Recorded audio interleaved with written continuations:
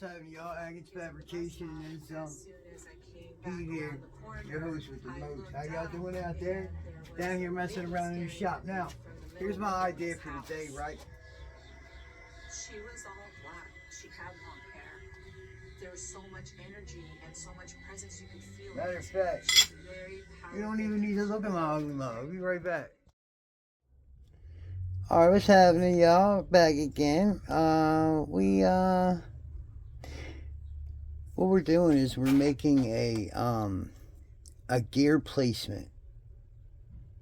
So we're gonna get some brass fittings to put in here that will slide and slide in order to make two gears together to find out where they meet correctly to roll, and that's the distance you'll set them apart. A lot of clock makers use these to make clocks. Now, I'm not saying we're gonna make a clock, and I ain't stealing nobody's idea for this, because somebody did do this and say this where I'm gonna make this, but I ain't making a clock, and they end up making a clock.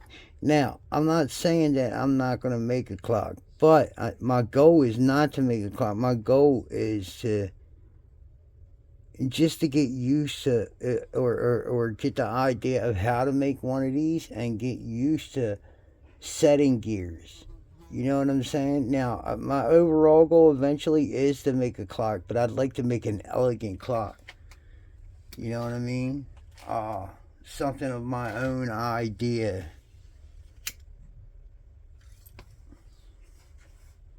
Something spectacular. And we'll do something like that when, when I have Patreon members, and when I have a way to fund it. We'll just say it that way. That's the best way I know how to say it. When I have a way to fund it, I'll, we'll look into doing a nice clock. I'd like to do a nice clock, man. I mean that. But you need a nice amount of brass, and I even got I got 2 bottles of brass so to shine it up, and some nice pads to shine it up. I'm a monster with shining up brass now.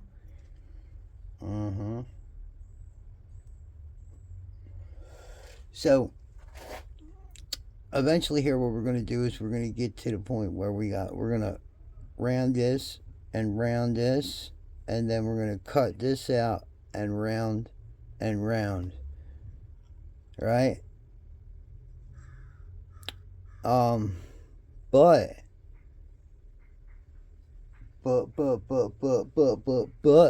yo, yo.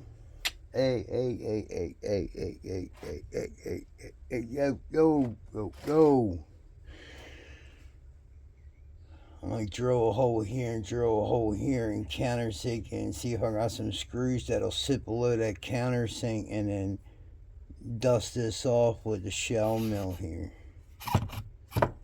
Or maybe break out the fly cutter and do it. Something spectacular. Something that'll make a big old, yaggy, and draw some eyes to it, Murder. But we do a nice countersink on it, right? Nice countersink on it.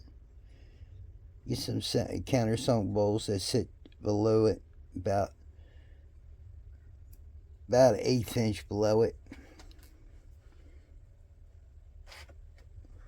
And we'll dust it off going and dust it off coming, and that's it. She's dusted. Flip it over, do the same thing. Cut the center out. Never knew them screws were there. Huh? What? Who did that? Yo mama. So yeah, that's a plan right there, and we'll get around to that sometimes even in the near future. But coming up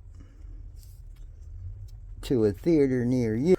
Well, it's that daggone not again. We gotta remake it because the shaft wasn't long enough. This time we made it longer though. I'll make sure I made that bad one longer this time. But we're gonna also make sure we get the right thread for it, the proper thread. Make make sure this bad boy's in there right before we start it.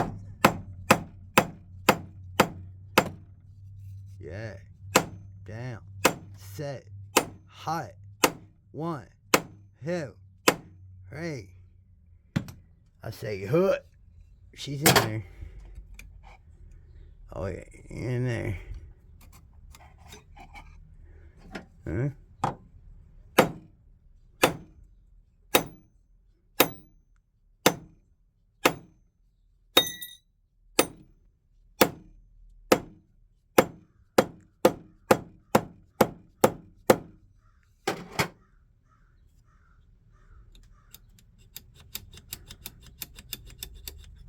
Anyway, we'll dust it off from there. And once we dust it off, we'll flip it, dust it, flip it, dust it, flip it, dust it, flip it, dust it, flip it, flip it, flip it, flip it, flip it, flip it, flip it, until we get a nice clamp for the square. And since it's here, I want you to say hello to the dividing rotary head. Hello, my friend. Yes, it is. He's back again. Hi, my friend is back again.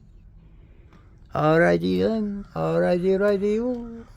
Say you. Yeah. Lathe. For the most part, clean. I mean, yeah. Mill. Trim it in, yo. Go ahead. Trim it in. Trim it in. Unbelievable. Can you believe it actually came trimmed in from Harbor Freight? Son of a what? I'm going to stick this whole thing up my nose right now.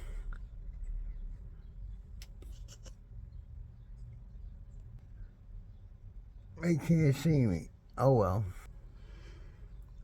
Yeah. Well, the thing of it is that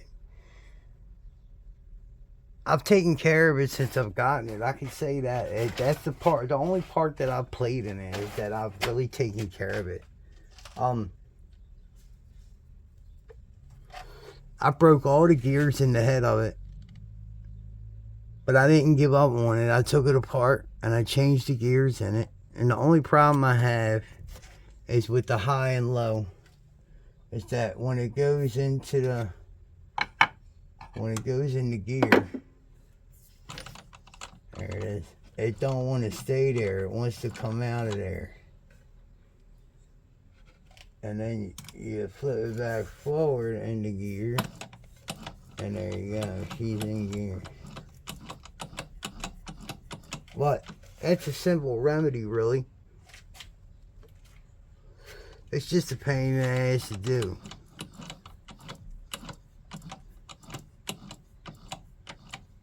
What I gotta do is I gotta take the head back off of it and go into it right here where the shifter is, and there's this piece with a fork and it's like a U shape and it slides up in between them and it's not sitting right.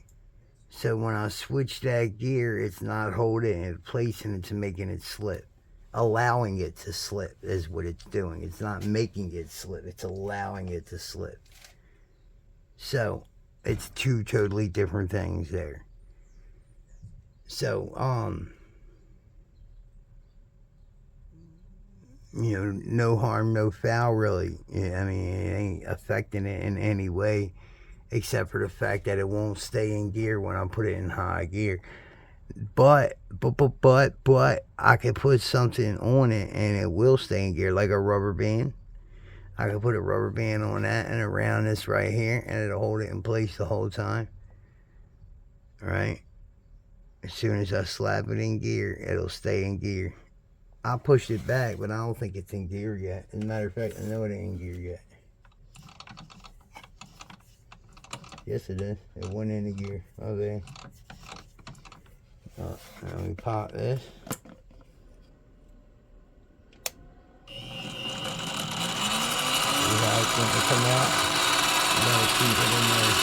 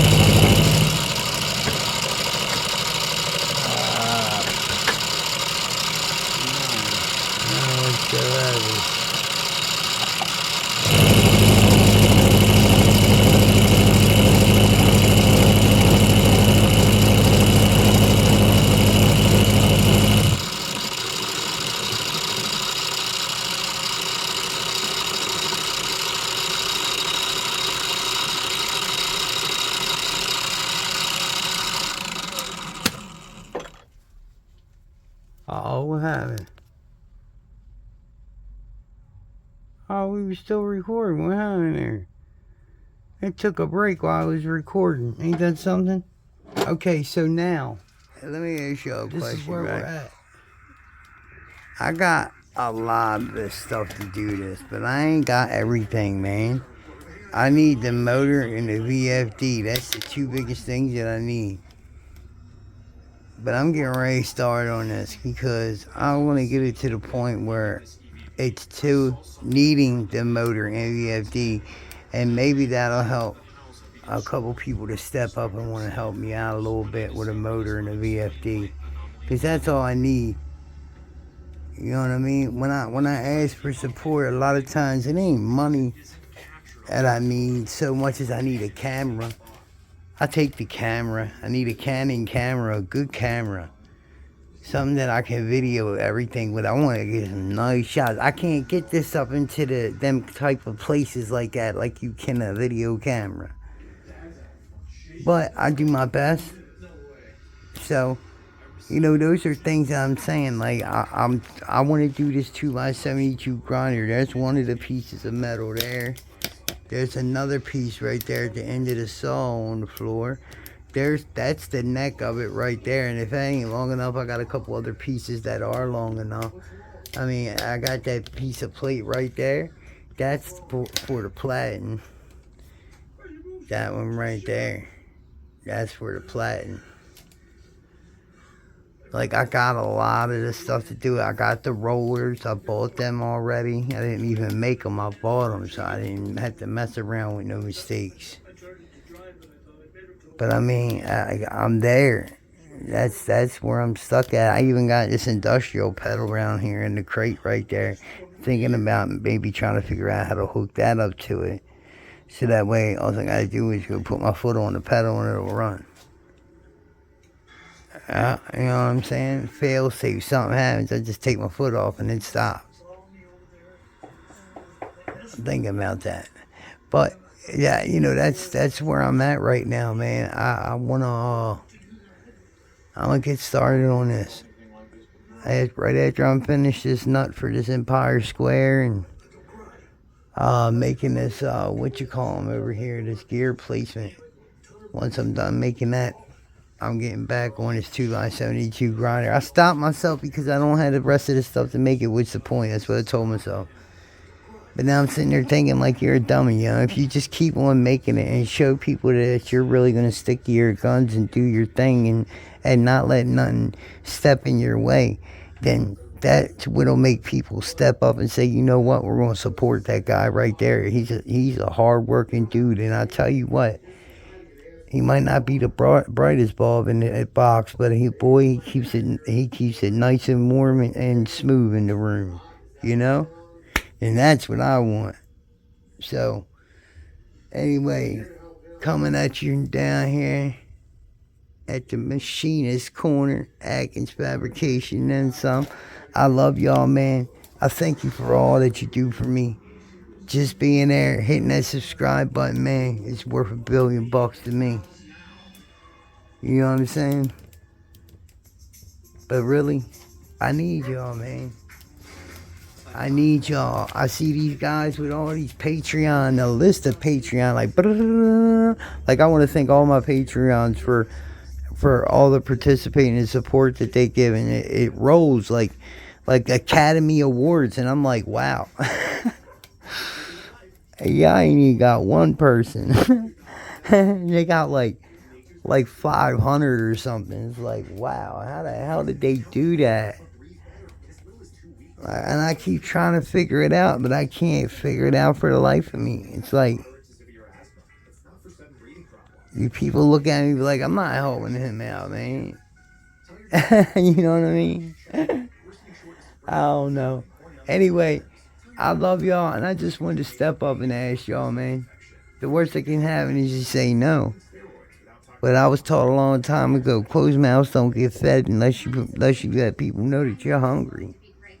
And I'm hungry, y'all. I got a lot of ideas that's burning in my brain.